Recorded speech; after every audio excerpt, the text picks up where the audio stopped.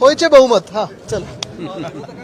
सत्ताधारी असं म्हणतायत की विरोधी पक्षनेत्याच्या वतीने जे संख्याबळ आहे हे विरोधकांना कळत नाहीये, त्यामुळे आता भास्कर जाधवांना सुद्धा कॉर्नर केलं जातंय. मला वाटतं ही जी चर्चा सुरू झाली, आज सकाळी सुरू झाली की विरोधी पक्ष नेता कोण होणार, कधी होणार, काय होणार, मला वाटतं सगळ्यात महत्वाचं म्हणजे कधी होणार हा एक विषय आहे. महाराष्ट्रासारख्या राज्यामध्ये एवढं निवडणुका झाल्यानंतर निवडणूक आयोगाच्या आशीर्वादानं बहुमताचं सरकार बसलेलं आहे. आणि तरी नेमकं कोणाला घाबरतायत हे, कशाला घाबरतायत हे?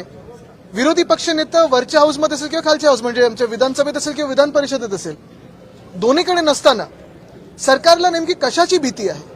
बरं, असं झालेलं आहे की सरकारमध्येच दोन विरोधी पक्ष नेते तयार होत नाहीत ना, असा देखील प्रश्न कदाचित मुख्यमंत्र्यांना पडला असेल. आणि म्हणून कुठच्याही बदल झालेला आहे विरोधी पक्षाच्या प्रस्तावाच्या ह्याच्यात, ह्या अफवांवर विश्वास ठेवू नका. कोणी बातमी पेरलेली आहे, कधी पेरलेली आहे, कुठच्या माणसांनी पेरलेली हे आम्हाला सगळं माहिती आहे. पण एक लक्षात घ्या तुम्ही, जे आमच्या कानावर येते की सत्ताधारी जे बाक आहेत, एक पक्ष दोन गट असे जे आहेत, त्याच्यातून एका गटामधून 22 आमदार मुख्यमंत्र्यांच्या हाती लागलेले आहेत. जर तुम्ही गेल्या एका वर्षाचा अभ्यास केलात तर त्यांची कामं असतील, त्यांना फंड असेल, चांगला मिळालेला आहे. आणि उठ सांगितलं तर उठ, बस सांगितलं तर बस, उडी मार सांगितलं तर उडी मार, असं ते आता मुख्यमंत्र्यांच्या इशाऱ्यावर नाचायला लागलेले आहेत. नेमकं कोणी ह्याच्यातून धसका घ्यायचा हे ज्यांनी बातमी पेरली आहे हे त्यांना कळेल.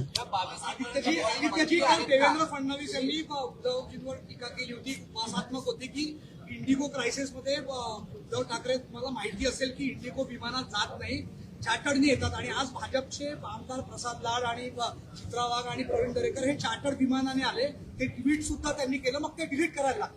मला वाटतं काल फडणवीस साहेबांनी जी टीका उद्धव साहेबांवर केलेली आहे ह्याच्यात 2-3 गोष्टी महत्वाच्या पाहण्यासारख्या आहेत. पहिली गोष्ट म्हणजे कशासाठी ही टीका केली? जे इंडिगोचं पूर्ण घोळ झालेला आहे, तिकडच्या सगळ्या पॅसेंजर्सची थत्त उडवण्यासाठी केली का? त्याच्यावरनं लक्ष विचलित करण्यासाठी केली का? केंद्र सरकार किंवा भाजपचं केंद्र सरकार याला प्रश्न विचारू नये म्हणून केली का? हा सगळा एक वेगळी गोष्ट झालीच. पण काल स्वतः मुख्यमंत्री हे चार्टर्ड प्लेननी आले, त्यांचं विमान 2दा मुंबईला गेलं, इतर मंत्र्यांना आणलं, दोन्ही उपमुख्यमंत्री चार्टर्ड प्लेननी आले. आज काही भाजपचे आमदार चार्टर्ड प्लेननी आले. पण ह्याहूनही पुढे जाऊन मी तुम्हाला सांगतो, विधानसभेच्या प्रचाराचं तर वेगळंच. आत्ता सगळ्याच्या नगरपंचायत आणि बाकीच्या निवडणुका चालू आहेत, तेव्हा एक मुख्यमंत्री आणि 2 इल्लीगल उपमुख्यमंत्री, म्हणजे पद ती खरं ग्राह्य पकडू शकत नाही, हे कुठच्या हेलिकॉप्टरने फिरतायत? की इंडिगोनी फिरतायत? स्पाइस जेटनी फिरतायत? एसटी पकडून फिरतायत? गाडीनी तरी फिरतायत का? एक उपमुख्यमंत्री तरी असे आहेत जे गद्दार आहेत, त्यांच्या गावी जायला रस्ते नाही आहेत, 2-2 हेलिकॉप्टर जातात. तसंच जर पाहायला गेलं तर आत्ताच्या निवडणुकांमध्ये हे हेलिकॉप्टर घेऊन मंत्री, उपमुख्यमंत्री, मुख्यमंत्री फिरत आहेत. त्या हेलिकॉप्टर मधून ज्या बॅगा येत आहेत त्याच्यातून कुठच्या आनंदाचा शिदा वाटला जातोय हे देखील आम्हाला कळावं. कारण आम्ही ज्या विमानातून आलो, आमच्या बॅगा तशा काही एवढ्या मोठ्या नव्हत्या. हे प्रचारात 3 तासासाठी तिथे जातात, 20 मिनिटासाठी जातात, पण आनंदाचा शिदा ह्या मोठ्या मोठ्या बॅगेतून घेऊन जातात. हा कुठचा वाटप नेमका होतोय?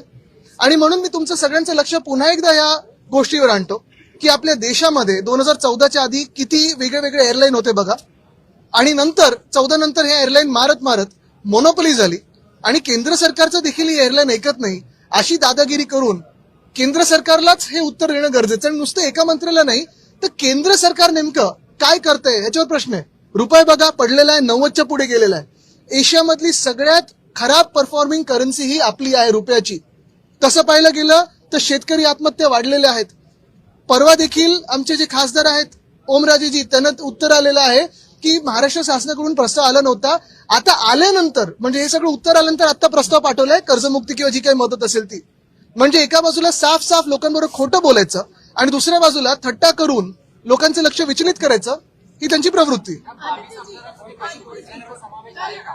एक मिनिट, मराठी पूर्ण होऊन हिंदी करूया.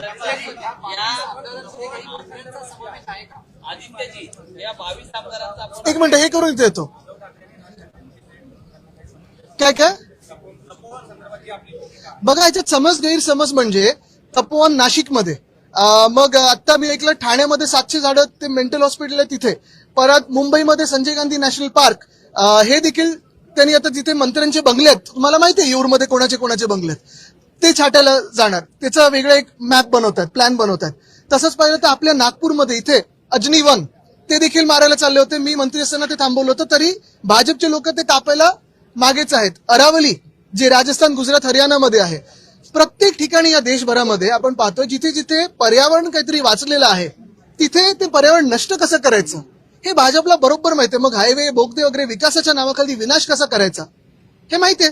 तसंच पाहायला गेलं तर ताडोबा अंधारीच्या मध्ये जे कॉरिडॉर आहे तिथे मायनिंग आम्ही बंद केलं होतं. मायनिंग कशाला सुरू करताय तुम्ही तिथे? मेळघाटची वाट लावायचं कशाला हात घालताय? वेस्टर्न घाट्स मध्ये सह्याद्री जो आपला पूर्ण पर्वतमाळा आहे तिथे देखील ना मायनिंग सुरू करायचंय. एकंदर कुठेही पर्यावरण चांगलं ठेवायचंच नाही, जगू शकतच नाही कोणी, अशी परिस्थिती करून ठेवायची. 22 आमदारांमध्ये ज्या 22 आमदारांचा आपण उल्लेख केलेला आहे किंवा त्यामध्ये काही मंत्री आहेत, त्यांना नेमकं कोण लीड करत आहे? बघा, त्या 22 आमदारांमध्ये मी असं कोणतरी व्हाईस कॅप्टन म्हणून स्वतःला म्हणतात सुद्धा, यांचे काय उद्योग धंदे चालतात हे मला माहित नाही.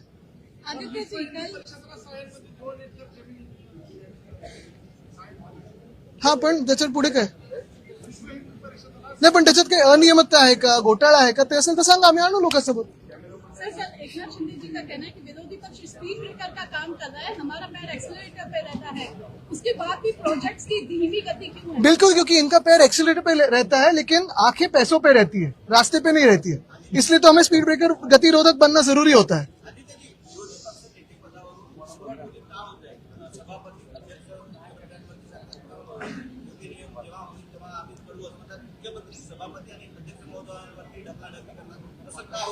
आता तुम्ही टोलवा टोलीचा विषय घेतलाय, पण यांचं जे झोलवा झोलवी चालते ते थांबवण्यासाठी त्यांना आम्ही थांबू अशी भीती वाटते. दिवाळी अधिवेशन 2 महिन्याचं घेण्यात यावं असं नाना पटोले यांनी मागणी केली. एक मिनिट. जाधवांनी त्याला दुजोरा दिला आहे, पण अध्यक्षांनी किंवा मुख्यमंत्र्यांनी याकडे पाठ फिरवली. हो, कारण थंडीच नाही तर ते हिवाळी अधिवेशन जेव्हा सुरू होईल. पण गंमत जरी बाजूला ठेवली तरी एक महत्वाचं आहे, जे आत सगळी चर्चा होते, अर्थात बीएससीच्या चर्चा बाहेर करत नाही कोणी, बरोबर आहे, पण ते आपण पाहतोय म्हणतात 7 दिवसाचं, चर्चा आहे 5 दिवसात उरकतील. तसं पाहिलं गेलं तर सगळ्यात मोठं जे काही कामकाज आहे ते सप्लिमेंटरी डिमांडचं, पुरवणी मागण्यांचं आहे. पण नेमकं काय नक्की चर्चेला तुम्ही आणणार आहात? कुठेतरी काही पॉलिसी चर्चा आणणार आहेत का? जी शेतकऱ्यांचं नुकसान झालं त्याच्यावर चर्चा होणार आहे का? काय मदत तुम्ही दिली त्याच्यावर चर्चा होणार आहे का? शहरांचं जे आपण पाहतोय सगळी वाट लागत चालली त्याच्यावर काही चर्चा होणार आहे का? अजनीवन असेल, तपोवन असेल, पुण्यातलं रिव्हरफ्रंटचं पूर्ण विनाश करण्याचा प्रयत्न असेल, याच्यावर चर्चा होणार आहे का?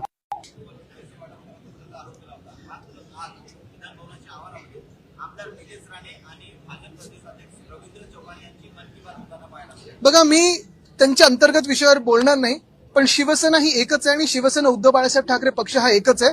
बाकीचा मिंदेगटाबद्दल त्यांना शिवसेना बोलणं योग्य नाही, त्यांनी सगळं चोरलेलं आहे.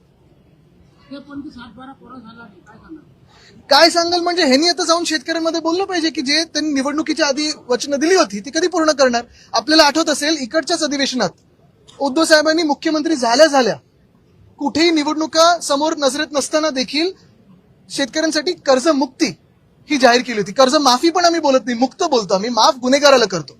पण हेच सरकार, भाजपचं सरकार आणि सोबत दोन जे गट आलेत ते आता थट्टा उडवतात शेतकऱ्यांची आणि सगळ्यांची. धन्यवाद. बरोबर. ओके.